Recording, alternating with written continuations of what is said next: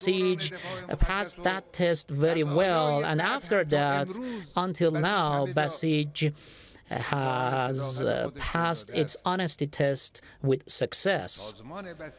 The Basij organization has shown, actually all Basij units have shown that they are honest.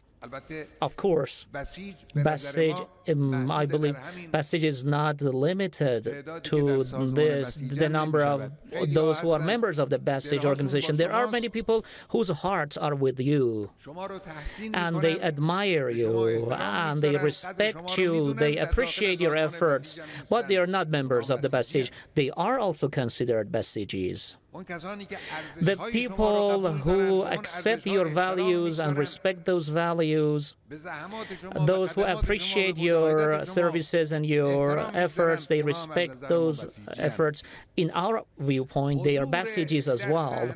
Presence on the scene is one of the most important things for Basij, one of the most capabilities of Basij. Actually, Basij can be of great help in solving problems. Today, fortunately, within the Basij body, we can see very top scientific, artistic, and social figures, also political figures and social activists, people who are influential among the people. We have a lot of them within the Basij body. Basij has always been growing, and from now on, it should continue to grow. I recommend that we should try to upgrade the capabilities of the Basij organization. There are some, of course, moral requirements, some practical requirements, of course. We need some moral requirements. It means we need to improve Islamic ethics inside ourselves and Islamic moralities. These ethics include being devoted, being patient, and being tolerant. Among these ethical features are being to be actually down to earth. These features are the ones which we need to improve and promote in ourselves. There are some behavioral requirements, including the kind behavior that we have in dealing with the people, in dealing with our environment, in dealing with the society and human beings. Imam Sadiq, may God bless his soul, told his followers, act in such a way among the people, act in such a way that whenever somebody sees you, he would say that these are the honest followers of Imam Sadiq. May God bless them. And actually, they should be sources of honor. The behavior of every single one of you Basijis, you honest elements and members of Basij, the behavior of every single one of you with the people from all walks of life. As I said, many people, in the true sense of the word, they are Basijis.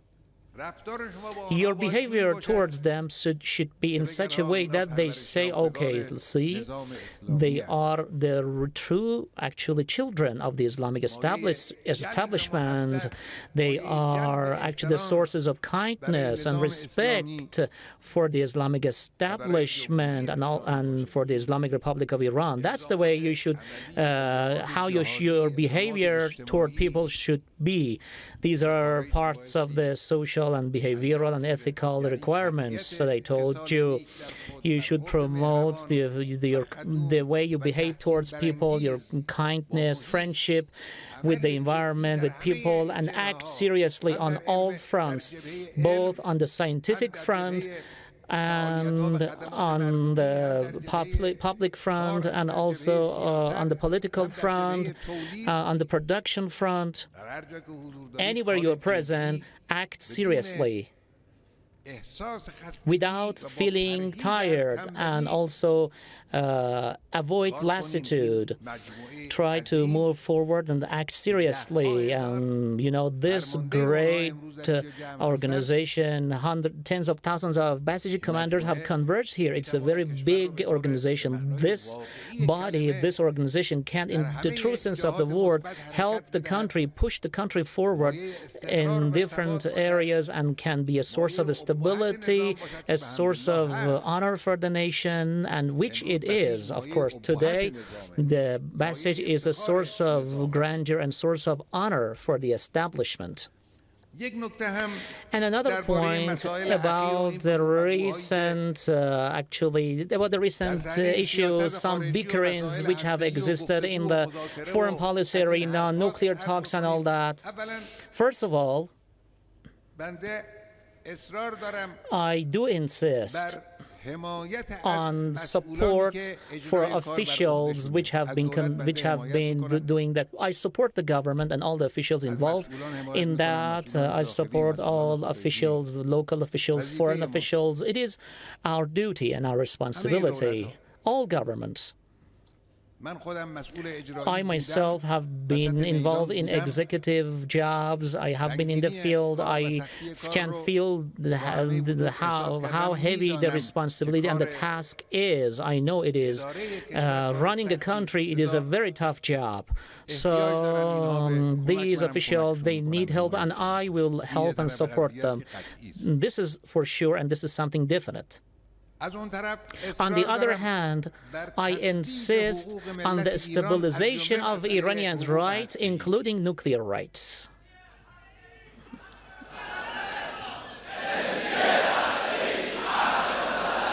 People are chanting, nuclear energy is our inalienable right.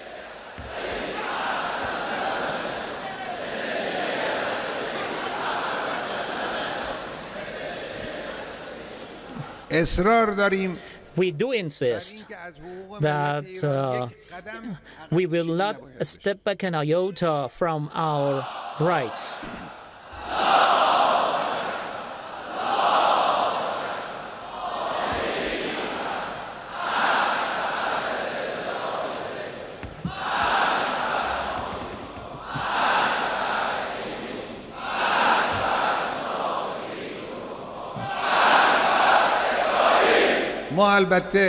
Of course, as we do not intervene in the details of these talks, there are certain red lines, there are limits.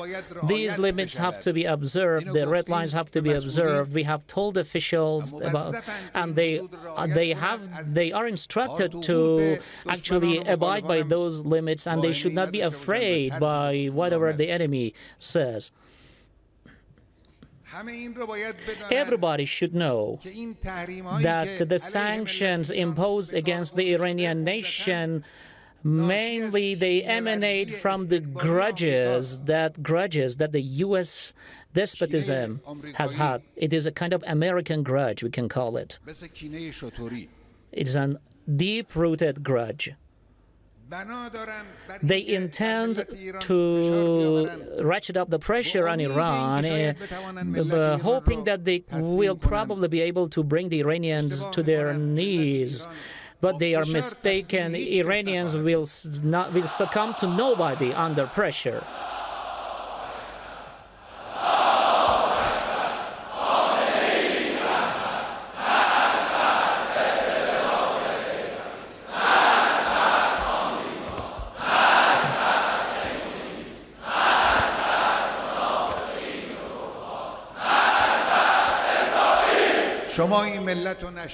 You have not recognized this nation well. This is a nation which, thanks to God's help, can withstand pressures and your threats and pressures. This nation will turn your pressures and threats into opportunities. This is something that the Iranian nation will do by God's grace. regarding this economic decision makings and programming. We have had certain weak points in our decision makings in the economic arena, and these weak points have made the enemy think that it can pressurize the Iranians by sanctions. But this is an opportunity for us to get to know our weak points and remove those weak points.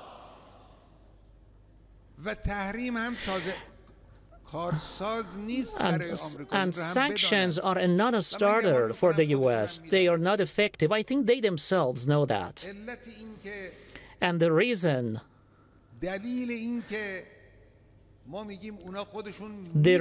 why we say they know that sanctions are not effective is that they even actually use military threats in addition to sanctions. So if you could reach your objective with sanctions alone, why are you using military threats? This shows that sanctions are a non-starter and they cannot reach their objectives through